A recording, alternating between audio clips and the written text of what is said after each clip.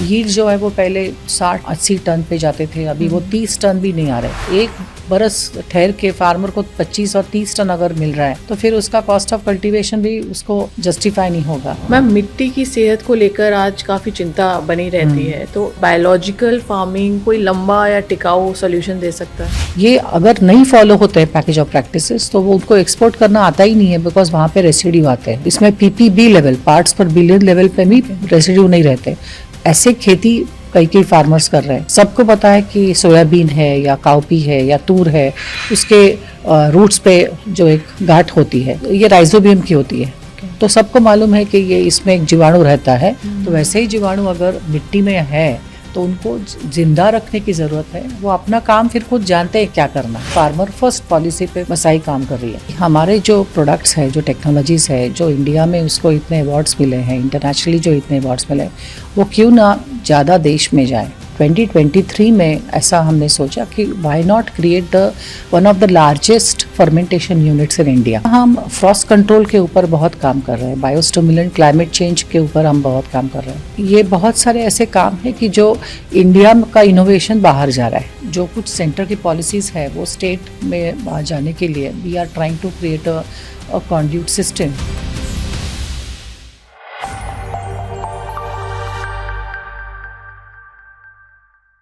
आज फार्म से लेके बोर्डरूम तक महिलाएं एग्रीकल्चर सेक्टर में अपना परचम लहरा रही हैं। खेतों में नए नए एक्सपेरिमेंट हों, स्टार्टअप के चैलेंजेस हों या कोई भी लीडरशिप रोल, वो हर चुनौती को एक सक्सेस स्टोरी में कन्वर्ट करने का जज्बा रखती हैं। तो आज हम मिलते हैं एक ऐसी ही इंस्पायरिंग लीडर से जिनका नाम है मिसेस संदीपा कनितकर, जो कैन बायोसिस की मैनेजिंग डायरेक्टर होने के साथ साथ बसाई की प्रेसिडेंट भी हैं। A very warm welcome to you Sandeepa ma'am.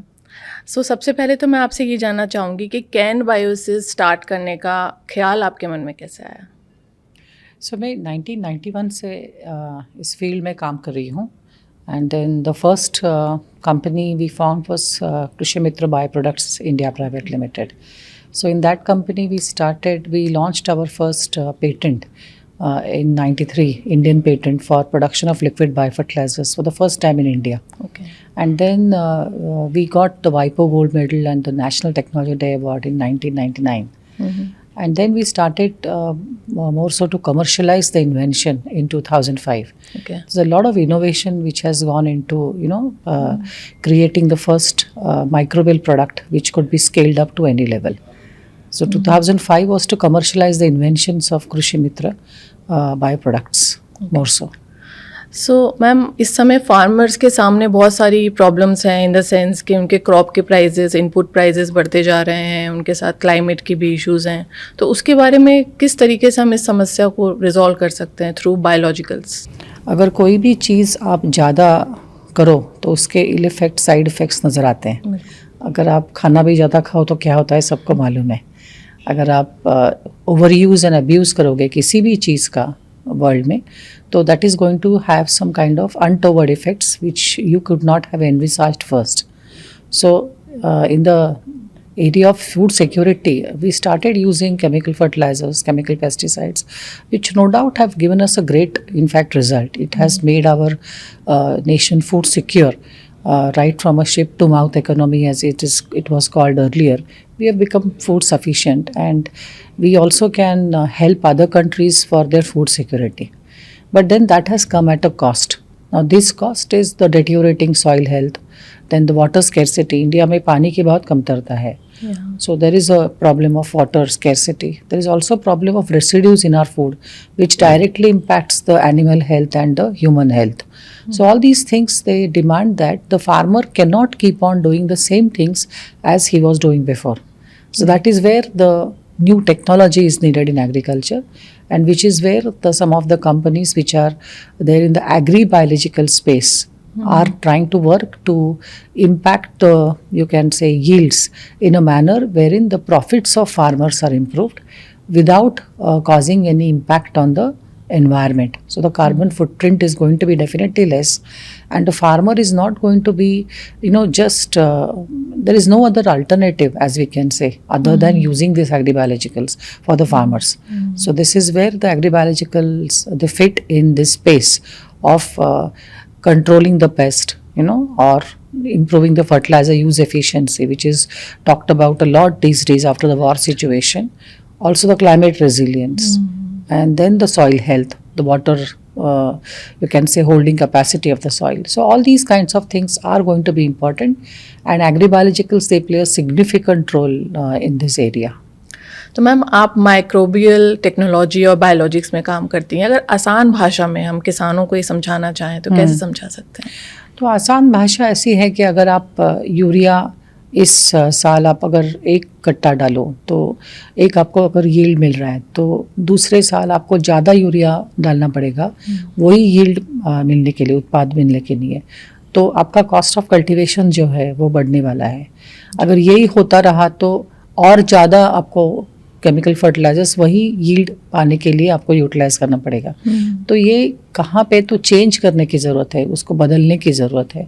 तो इसका जो अगर आप उदाहरण ले लें तो यहाँ पे अगर क्या करना चाहिए, तो फार्मर को एक ऐसा है कि हर एक को मालूम है कि माटी परीक्षण जो है वो करना चाहिए और उसके हिसाब से जो हमें लगता है वही इसका इस्तेमाल करना चाहिए। तो ऐसा होता नहीं है बहुत सी फार्मर्स के यहाँ। तो then what has to be done is कि soil testing based fertiliser recommendation चाहिए। एक तो पहला ये है। फिर और चाहिए कि अगर आप रासायनिक खाद यूज़ कर रहे हो तो वो झट से पानी से बह ना जाए, वो आपके फार्म पे रहे, इसके लिए आपको उसके साथ ऑर्गेनिक फर्टिलाइज़र यूज़ करना चाहिए। ऑर्गेनिक फर्टिलाइज़र कितनी मात्रा में यूज़ करना चाहिए, तो आपका जो टोटल ऑर्गेनिक कार्बन जो है मिट्टी का वो बढ़ना चाहिए। अभी कई एरिया में हमने ऐसा देखा कि उसका जो कंटेंट है वो 0.3 के नीचे आ गया है और हमें चाहिए 1%, 1.5%। अभी भारत जो है वो एक ट्रॉपिकल कंट्री है, वहाँ पे कार्बन का ऑक्सीडेशन भी बहुत जल्दी से होता है। तो आपको बहुत कार्बन डालने की ज़रूरत है और ये there can be no replacement, इसका कोई दूसरा समाधान नहीं हो सकता है, यही है एक समाधान है। और उसके साथ फिर जैविक खाद का उपयोग होना चाहिए। तो अगर होता है तो 25 से 30% तक आप रासायनिक जो खाद की एफिशिएंसी जो है वो बढ़ा सकते हैं और ज़मीन जो है, मिट्टी जो है, उसकी उत्पादन शक्ति भी बढ़ा सकते हैं। तो ये जो एक सिंपल भाषा जो मैं अब बता सकती हूँ कि ये आप कर सकते हैं। दूसरा जो है वो एक बोलते हैं ना कि well begin is half done. अब शुरुआत अच्छी करो तो आगे भी आपको अच्छे रिजल्ट्स आएंगे। तो जो भी आपका बीज है उसको एक आवरण देने की आवश्यकता है। तो सीड ड्रेसिंग जिसको बोलते हैं, सबको पता है कि सोयाबीन है या काउपी है या तूर है, उसके रूट्स पे जो एक गांठ होती है तो उसको ये राइजोबियम की होती है। तो सबको मालूम है कि ये इसमें एक जीवाणु रहता है और वो नाइट्रोजन दूसरा या ये क्रॉप को देता है। तो वैसे ही एजिटोबैक्टर है, एजोस्पिरिलम है और फॉस्फेट सोलबिलाइजिंग माइक्रोब्स हैं। जो आप सीड को ड्रेसिंग अगर करते हो तो फिर आपको ज़्यादा वहाँ पे अच्छी तरह से बीज की उत्पादन जो शक्ति है, उगाऊ शक्ति है, वो बढ़ने लगती है।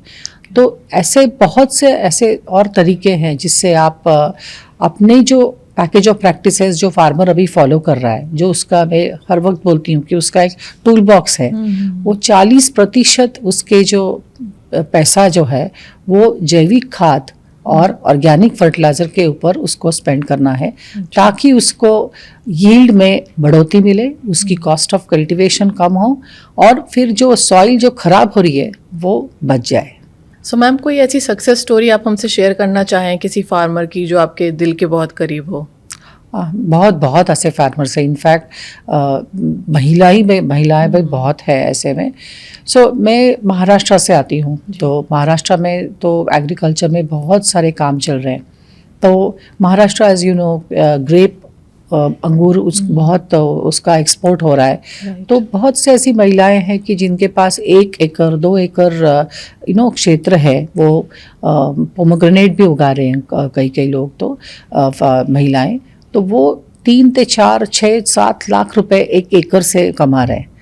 तो उसका कारण ये है कि वो जो पैकेज ऑफ प्रैक्टिसेस जो है उनके इतने उन्होंने स्टैंडर्डाइज किए हैं, उनको समझा है कि जो ऑब्सेसिव और एक्सेसिव जो यूज़ है उसको कम करके जो मार्केट के लिए चाहिए वैसा प्रोडक्शन लेके वो अच्छा मार्केट में उसकी कीमत अदा कर रहे हैं।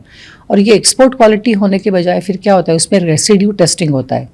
तो ये अगर नहीं फॉलो होते हैं पैकेज ऑफ प्रैक्टिसेस तो वो उनको एक्सपोर्ट करना आता ही नहीं है, बिकॉज वहाँ पे रेसिड्यू आते हैं। तो 220 या 240 जो रेसिड्यूज जो है उसके लिए परीक्षण करते, इसमें पीपीबी लेवल, पार्ट्स पर बिलियन लेवल पे भी रेसिड्यू नहीं रहते। ऐसे खेती कई फार्मर्स कर रहे हैं। बनाना में है, जलगांव में बनाना में है, या टर्मरिक में है जो हम हल्दी बोलते हैं उसको, इसमें है। तो बहुत से ऐसे जिंजर है, तो बहुत ऐसे जो है कि वहाँ पे आपको स्टैंडर्डाइज पैकेज ऑफ प्रैक्टिसेस अगर कर दो तो वो 3 बरस में अपना मकान बांध रहे हैं, 3 अपने लड़कों को बाहर भेज रहे हैं, अच्छी उसको पढ़ाई दे रहे हैं। तो ऐसे होता है कि आप अगर सही तकनीक से अगर खेती करेंगे तो डेफिनेटली उसका आपको रिजल्ट जो है वो अच्छी तरह से मिलना आता है। मैम, जिस तरीके से महिलाओं का पार्टिसिपेशन बढ़ रहा है फार्म से लेके कॉर्पोरेट सेक्टर तक, एग्रीकल्चर सेक्टर में, तो क्या आउटकम देखती हैं, पॉजिटिव आउटकम आने वाले समय में? बहुत ही पॉजिटिव आउटकम देखती हूँ कि किसी भी क्षेत्र में, अभी मेरी एक कंपनी है कैनवासिस, वहाँ पे मोर देन 45% जो एम्प्लॉयज़ है वो वुमेन है। और इसका कारण ये है कि एक मुझे ऐसा लगता है कि एक जिस एरिया में वुमेन काम करती हैं वहाँ पे एक हैप्पीनेस इंडेक्स भी बढ़ता है ऑर्गेनाइजेशन का। और ये सिर्फ मैं बता नहीं रही हूँ, ये इसका अभ्यास हुआ है 130 देशों में। इसका अभ्यास हुआ है कि जहाँ जहाँ पे महिलाएं का पूर्ण सहभाग होता है किसी क्षेत्र में, वहाँ पर एक सिंसियरिटी इंडेक्स, एक हैप्पीनेस इंडेक्स बढ़ता है। और हमारे देश में 50% जब तक पार्टिसिपेशन नहीं होता हर एक क्षेत्र में, तब तक मैं सोचती हूँ कि हम आगे नहीं बढ़ सकते। और because they add a different dimension to the whole kind of workplace. And वो जो तरीका है ना, किसी भी एरिया में आपको एक डाइवर्सिटी चाहिए, तो डाइवर्सिटी एंड इक्वल अपॉर्चुनिटी, इससे बहुत फ़ायदा होता है। आज भी एक international year of women farmer है, वहाँ पे ऐसा क्यों है? बिकॉज उसका बहुत सा काम जो है वो सराहा नहीं जाता है। It is not, it is her work is taken for granted. So उसको एक रिस्पेक्ट देने की और मिलने की ज़रूरत है। और वो she should not ask for it, it should be given to her. That is what I really feel it. तो ma'am, French company de Sangosse के साथ आप लोगों ने एक मतलब पार्टनरशिप की है, तो इस पार्टनरशिप का सफ़र कैसे स्टार्ट हुआ, थोड़ा आप बताएं उस बारे में। सो क्या है कि हमारे जो खाद है, जो प्रोडक्ट्स है, वो भारत में 7 राज्यों में बिके जाते हैं। और we are also exporting to 7 countries abroad. So ऐसा हमें लगा कि हमारे जो प्रोडक्ट्स हैं, जो टेक्नोलॉजीज़ है, जो इंडिया में उसको इतने अवार्ड्स मिले हैं, इंटरनेशनली जो इतने अवार्ड्स मिले, वो क्यों ना ज़्यादा देश में जाए। तो इसीलिए हमने डी सैंगोस, ये एक फ्रेंच मल्टीनेशनल कंपनी है, उनके हमने भागीदारी ली। और 2023 में ऐसा हमने सोचा कि why not create the one of the largest fermentation units in India. So now Kan Biosys association with the सैंगोस, हम हमारे प्रोडक्ट्स अभी 40 देशों के में जा सकते हैं। और इनोवेशन जो है India, made in India and you can say globally admired, ये हम इसके प्रयत्न इसका कर सकते हैं। So we are very proud that we are setting up a plant in Pirangut near Pune, which is going to be one of the largest in India. And India में क्या है, अभी हर वक्त हर जो देश है वो इंडिया की तरफ ऐसा देख रहे हैं कि चाइना +1 पॉलिसी। चाइना का प्रोडक्शन कम नहीं हो रहा है, मगर ये जो अभी वैल्यू चेन्स जो बोलते हैं ना, सप्लाई चेन्स, वो अभी यू कैन से मैच्योर अभी हो रहे हैं। और इंडिया की तरफ भी उनका ध्यान जा रहा है। वैक्सीन डिप्लोमेसी जो इंडिया में देखी जा रही है, वो अभी you can say agree biological diplomacy भी होगी मेरे हिसाब से, जहाँ से हम इंडिया में एक्सपोर्ट कर सकते हैं बहुत से सारे देशों में। बिकॉज बायोटेक फील्ड जो है वो इंडिया में उसकी एजुकेशन सिस्टम अच्छी है, and then we can get good manpower in the fermentation sector and we can export the products to different countries. We have been very happy that we can reach out to different countries. So ma'am, इस partnership में कोई ऐसा product आप लोग develop कर रहे हो जिससे किसानों को कुछ ज़्यादा फ़ायदा होने वाला है? हाँ, तो हम एक पहला जो प्रोडक्ट है हमारा जो मिलास्टिन जिसको बोलते हैं, वहाँ वो ज़्यादातर ऐसे क्रॉप्स में फंगल कंट्रोल के लिए यूटिलाइज हो जाता है होता है and then this product right now is being sold by a multinational company in India in association with us called Bayer. They are selling it in their name, which is manufactured by Canvasis, which is Rhapsody. So ये एक है and this product now can be registered in different countries for controlling the residues in crops and also for controlling the fungal diseases in crops. तो ये एक technology है. दूसरा हम Frost control के ऊपर बहुत काम कर रहे हैं. बायोस्टिमुलेंट क्लाइमेट चेंज के ऊपर हम बहुत काम कर रहे हैं. We are also trying to increase the fertilizer use efficiency by improving the utilization of the chemical fertilizers so that they should not be washed away with the water. So इसके ऊपर भी बहुत काम चल रहा है. Foliar nitrogen fixation के ऊपर भी बहुत काम चल रहा है and then some of our products are now going to be exported to Brazil. So ये बहुत सारे ऐसे काम हैं कि जो इंडिया का इनोवेशन बाहर जा रहा है. सो क्या मैम अब इस पार्टनरशिप के थ्रू भारतीय किसानों को कोई ऐसी टेक्नोलॉजी और सॉल्यूशंस मिलेंगे जो कि वर्ल्ड स्तर के हों, एक उनका एक लेवल हो जो कि बाहर यूज़ होता है और अब हम इंडिया में भी लेके आएंगे? हाँ, ऐसे भी है. बहुत से ऐसे प्रोडक्ट्स हैं कि जो फेरोमोन टेक्नोलॉजीज़ है या बाकी के स्नेल कंट्रोल के ऊपर है या बाकी सेल्युबल फर्टिलाइजर्स के है. तो बहुत ऐसे जब हमारे प्रोडक्ट्स बाहर जा रहे हैं, हम बाहर के प्रोडक्ट्स भी कैनवासिस के थ्रू भारतीय किसान के लिए ला रहे हैं हम, जिसके उसका टूल बॉक्स जो है वो अच्छा हो सके और उसको ज़्यादा टेक्नोलॉजीज़ मिले उसका उत्पाद अच्छी तरह से प्रॉफिटेबल करने में. सो ऐसे बहुत से टेक्नोलॉजीज़ हैं जो अभी हम इसका इनोवेशन भी अभी चल रहा है. सो क्लाइमेट चेंज के ऊपर या फर्टिलाइजर एफिशिएंसी के ऊपर या बहुत से ऐसे बायोपेस्टिसाइड्स है based on viruses, based on bacteria which are going to be launched in the time to come.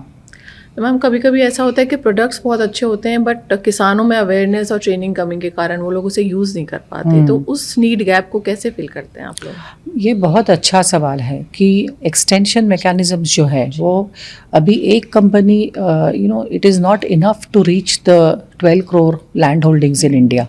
And land holdings जो भारत में क्या है कि 85% of farmers, they are small landholding farmers. So it is very difficult and costly to reach these farmers. So here the policy and stewardship activities of the government, they play a very important role. So Basai, as a Basai, we are also trying to tie up with the different government institutions wherein the awareness जो है biologicals का वो कृषि विज्ञान केंद्र के द्वारा या स्टेट एग्रीकल्चर यूनिवर्सिटीज़ के द्वारा या गवर्नमेंट की एक्सटेंशन मैकेनिज्म्स के द्वारा ये फार्मर तक पहुंच सकता है. बिकॉज यूरिया पहुंचाने में बहुत टाइम लगा तो भी यूरिया के जो इफेक्ट्स है या बाकी के जो प्रॉब्लम्स है ये भी उसको थोड़ा सा टाइम लग रहा है. मगर हाई वैल्यू एग्रीकल्चर में इसका अवेयरनेस बहुत अच्छी तरह से अभी हो रहा है. एंड देन वो because the farmers are trying to understand that how these problems can be solve with technologies. So they themselves are eager to understand कि ये कैसे किया जा सकता है, बासमती में कैसे किया जा सकता है या कॉफ़ी टी या हॉर्टिकल्चर क्रॉप्स में कैसे किया जा सकता है. तो इसमें extension ज़्यादा हो रहा है. And because these people are influencers, then these people are trying to take the technologies to a still you can say row crop farmers, as you can say, in cotton, in soybean and other crops. तो ma'am इस partnership को आप कुछ सालों बाद किस मुकाम पर देखना चाहती हैं? So we will be one of the largest biological companies in the world because this is where we are trying to reach. And right now the cumulative group employs more than you can say 5,000 plus people. So we'll be in fact utilizing these resources to grow still. We already are there, but we want to be still reaching as many states and as many farmers as we can. Ma'am क्योंकि आप बसाई की president भी हैं तो उससे related मैं एक सवाल पूछूंगी. तो बसाई बनाने की ज़रूरत कब और कैसे महसूस हुई और इसका सबसे बड़ा मकसद क्या है? सो बसाई हमने 7 बरस पहले बनाई. तो 7 companies they came together and we wanted to develop a platform for this agri-biological space. We wanted to carry out different stewardship and policy initiatives with respect to the regulations because biologicals में बहुत innovation होता है. तो वहाँ पे कुछ regulatory understanding development की ज़रूरत रहती है। तो बायोस्टिमुलेंट में बहुत सारा काम बसाई के माध्यम से हुआ है और ये जो अभी सिर्फ डोमेस्टिक नहीं मगर इंटरनेशनल कंपनीज एमएनसी कंपनीज भी अभी बसाई का एक भाग हो रहे हैं। Looking at our work, we started with just 7 companies and now we are 58 companies. Yes. And we hope that each and every biological company, they reach out to Basai so that we can create this kind of momentum and platform through which we can improve the awareness of the biologicals and not only amongst the farmers but amongst all stakeholders in the system. So even though the consumer के यहाँ भी हम अभी जा रहे हैं कि consumer of food, they should understand कि okay सिर्फ organic नहीं मगर residue free is also going to be important. अगर बाहर के लोग अभी हमारा residue free उत्पाद खा रहे हैं तो भारत में भी ये residue free जो है वो उसका एक awareness बढ़ना चाहिए. And then farmer first campaign जो है वो that is going to be very important. Because हर एक क्रॉप में हमारा जो पर एकड़ यील्ड जो है प्रोडक्टिविटी जो है वो अभी तक जितना चाहिए उतना नहीं अभी रीच हो रहे हैं हम. कई क्रॉप्स में हमने बहुत अच्छा काम किया है. फॉर एग्जांपल शुगर केन या ग्रेप्स या पोमोग्रेनेट या कई एरियाज़ में also you can say banana. But then why not in other crops. Turmeric में अच्छा काम हो रहा है. So we have to be able to take the technologies to other crops also and biologicals will play a significant role in improving the package of practices of farmers, in improving his cost of cultivation and also the innovation जो promotion होना चाहिए वो innovation भी अभी हम बसाई के माध्यम से हम promote कर रहे हैं. मैम बायोलॉजिकल फार्मिंग के फ़ायदों को किसानों तक पहुंचाने के लिए बसाई क्या कर रही है? बसाई बहुत से स्टूवर्डशिप अभी मैंने जैसे बोला कि एक्टिविटीज़ कर रही है. We are trying see agriculture is a state subject in India. So जो कुछ सेंटर की पॉलिसीज़ है वो स्टेट में जाने के लिए we are trying to create a conduit system whereby we create with the help of the local companies in that state. We are trying to tie up with the agriculture department also. Take the awareness of the dealers who are selling these biological products to the farmers, because they also should be trained, not only the farmers, because they are the first, if you understand, the dealers understand it well, that the farmers also understand it well. We are also trying to take the cooperation of the women farmers as पहले मैंने explain किया था. And then not only that, we are also trying to have some CSR initiatives of different companies who are trying to work in soil health, who are trying to work in the residue free food. We are also trying to improve the fertilizer use efficiency by tying up with different fertilizer companies because they already have their vast distribution network in India. So why not some of the fertilizer good companies tie up with the Basai companies, because innovation is happening in the small companies. It can be taken to the farmers by the big companies. So why not Basai create a platform so that the big companies understand the good technologies of the member companies in Basai. So this is how we are trying to create a whole ecosystem in biological, you can say agri-biological field. And we are also trying to launch the magazine of Basai, which will be launched on a monthly basis, maybe first quarterly and then monthly basis, so that it reaches each Krishi Vidyan Kendra, each state agriculture university, all the government offices, so that biologicals, agri-biologicals में India में क्या नया काम चल रहा है, कैसे काम चल रहा है, हर एक कंपनी बायोलॉजिकल क्या कर रही है, इसका एक एक्सटेंशन मैकेनिज्म जो है वो खड़ा हो सके. मैम मिट्टी की सेहत को लेकर आज काफ़ी चिंता बनी रहती है, तो इसको लेकर आपको क्या लगता है बायोलॉजिकल फार्मिंग कोई लंबा या टिकाऊ सोल्यूशन दे सकता है? हाँ डेफिनेटली, इसके सिवाय कुछ अल्टरनेटिव भी नहीं है. तो अभी हम मिट्टी की जैसे बात करते हैं, वो ऐसे क्रॉप्स में इसकी बात करते हैं वहाँ पे बहुत इसका इम्पैक्ट हो रहा है. तो अभी अब हम उत्तर प्रदेश में या महाराष्ट्र में शुगर केन देखें तो शुगर केन से खेत बहुत ही उसका प्रॉब्लम आ रहा है. उसको मिट्टी जो है वो हार्ड बनती जा रही है, उसमें पानी की होल्डिंग कैपेसिटी नहीं रह रही. तो यील्ड जो है वो पहले 60-70 टन 80 टन पे जाते थे, अभी वो 30 टन भी नहीं आ रहे. तो अगर एक बरस ठहर के फार्मर को 25 और 30 टन अगर मिल रहा है तो फिर उसका कॉस्ट ऑफ कल्टीवेशन भी उसको जस्टिफाई नहीं होगा. तो मिट्टी की सेहत अच्छी करने की ज़रूरत है, and not only to get good yields but also optimise the cost of the farmers.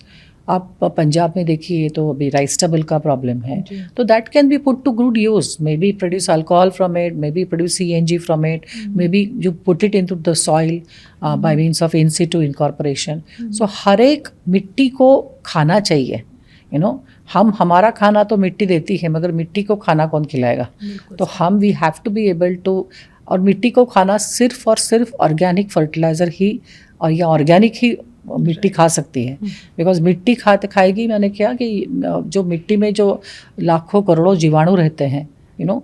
जैसे मैं हर वक्त जब किसान से बातचीत करती हूँ उनको बोलती हूँ कि हम समझते हैं कि 33 कोटि जो है देवता वो गाय के पेट में होते हैं, तो वो क्या है, वो जीवाणु रहते हैं. तो वैसे ही जीवाणु अगर मिट्टी में है तो उनको जिंदा रखने की ज़रूरत है. वो अपना काम फिर खुद जानते हैं क्या करना है, उनको पहले जीवंत रखने की ज़रूरत है.